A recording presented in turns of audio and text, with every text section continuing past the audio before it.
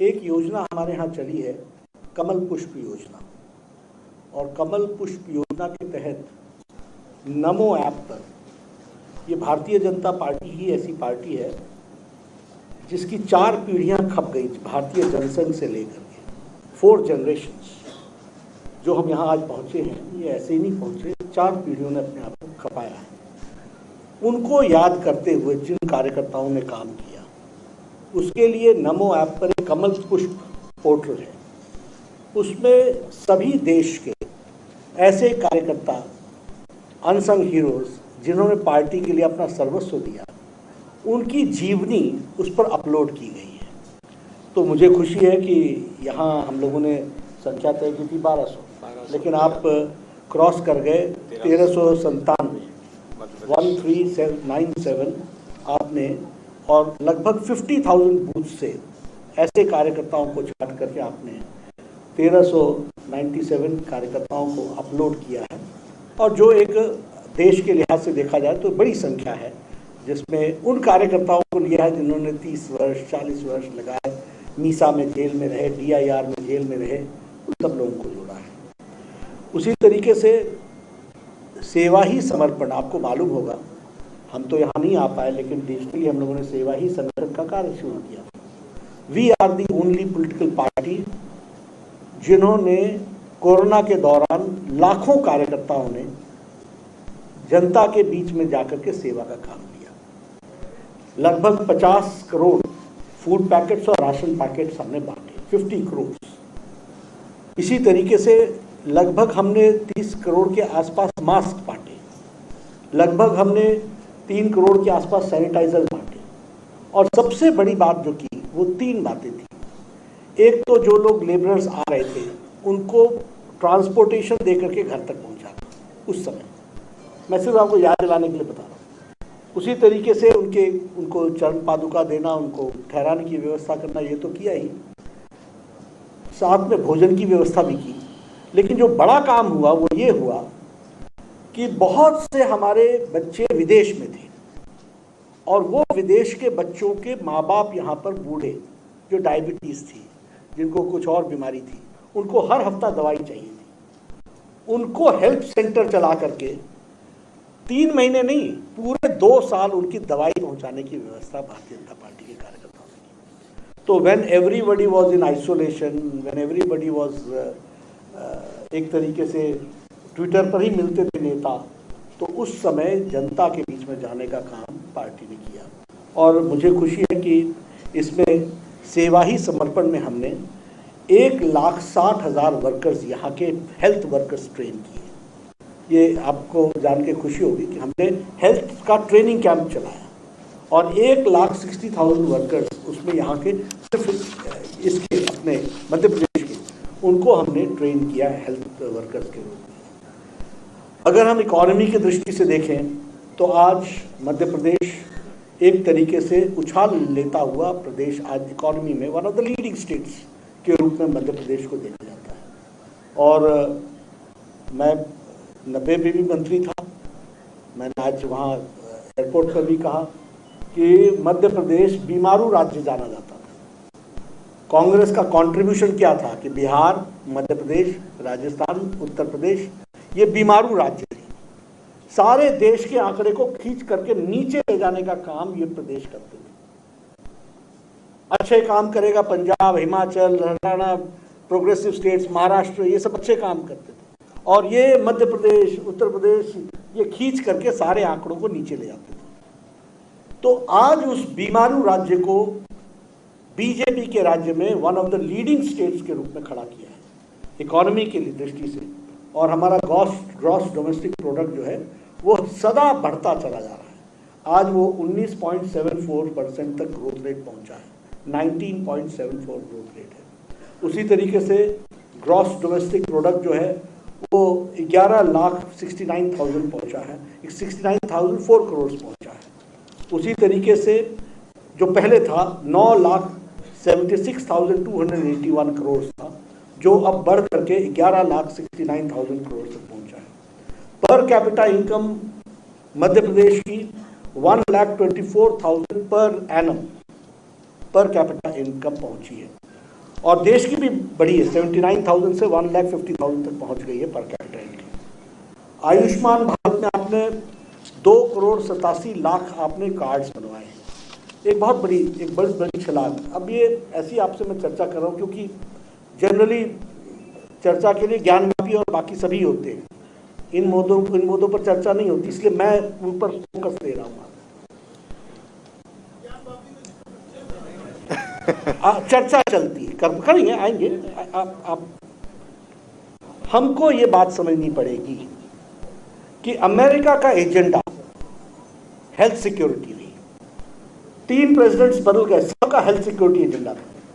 Europe का सारे चुनाव हेल्थ सिक्योरिटी पर लड़ते हैं, और स्वास्थ्य मंत्री के बतौर हम बताना चाहते हैं कि आप विदेश में जाओ तो हमेशा universal health coverage, universal health assurance, ये शब्द है ऐसे जो एक तरीके से मॉडर्न सोसाइटी के मापदंड माने जाते हैं।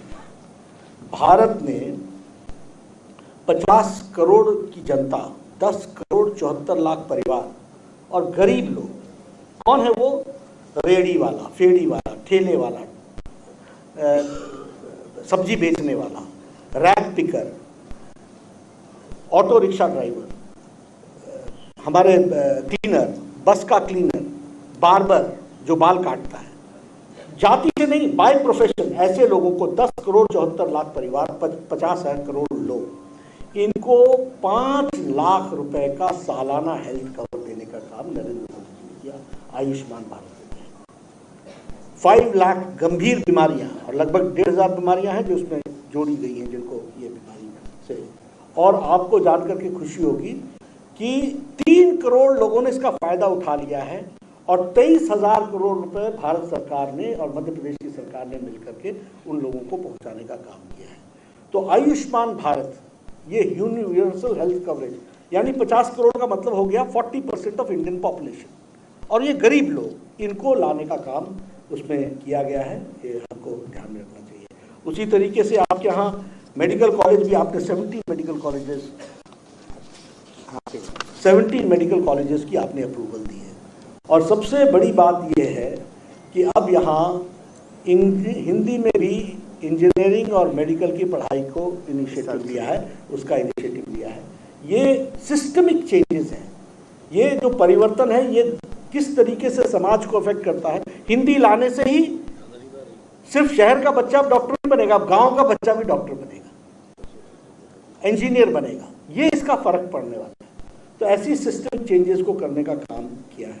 उसी तरीके से हमारे यहाँ जो कोरोना वैक्सीन है, देश में 192 करोड़ में 12 करोड़ कोरोना वैक्सीन के डोजेज यहाँ डबल डोज लगे हैं, और मैं इस पर भी जरूर कुछ चाहता हूँ। कई बार चर्चा होती है ना, देश बदल गया, बदला है। बतौर स्वास्थ्य मंत्री मैं बता रहा हूँ, मीजल की दवा आने में 37 साल लगे यहाँ देश में, पोलियो की दवा आने में यहाँ 27 साल लगे, स्मॉल पॉक्स और चिकन पॉक्स की दवा पहुँचने में 20 साल लगे, जापानीज इंसेफ्लाइटिस की दवा पहुँचने में 100 साल लगे। 1906 में जापान में दवा बन गई थी, और भारत में आने में 2006 लगे, जब योगी जी सांसद बने गोरखपुर के, तब जाकर के पहुँची। 100 ईयर्स, ये भारत का रिकॉर्ड था।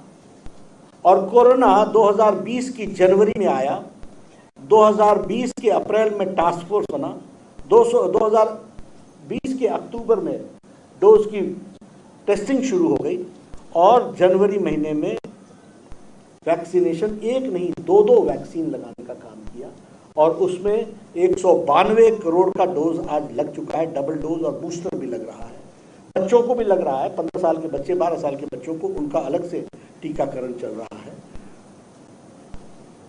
100 देशों को भारत ने वैक्सीन दी है, अब लेने का काम नहीं, अब देने का काम हो गया।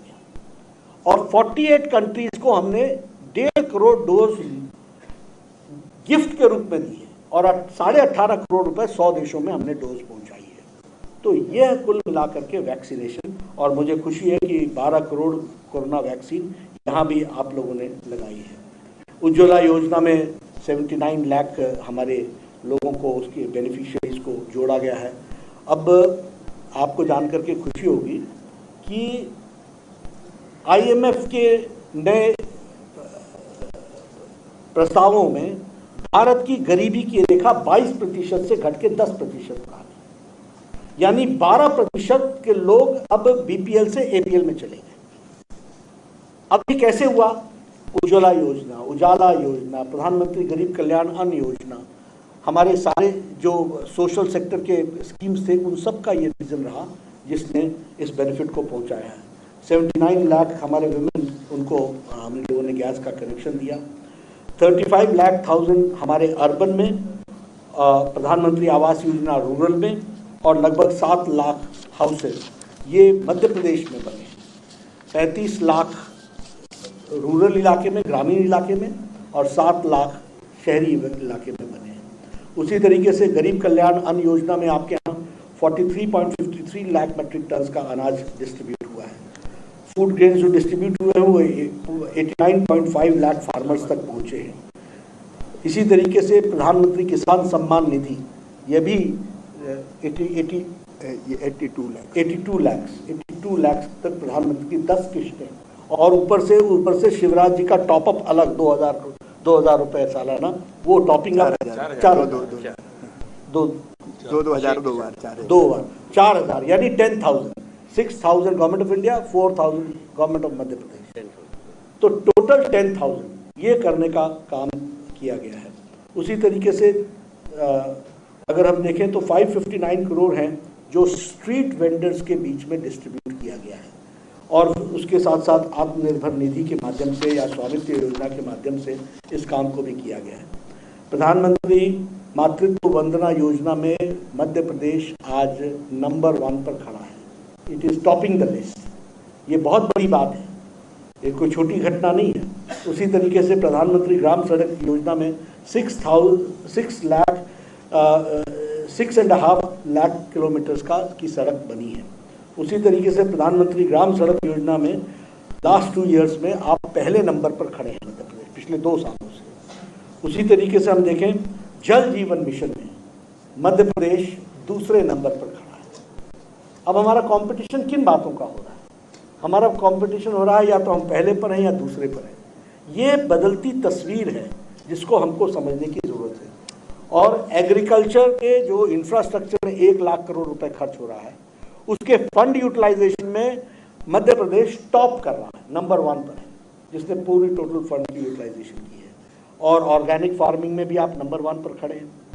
उसी तरीके से नेशनल एजुकेशन पॉलिसी की इम्प्लीमेंटेशन और नेशनल हेल्थ पॉलिसी की इम्प्लीमेंटेशन में भी मध्य प्रदेश नंबर 1 पर खड़ा है।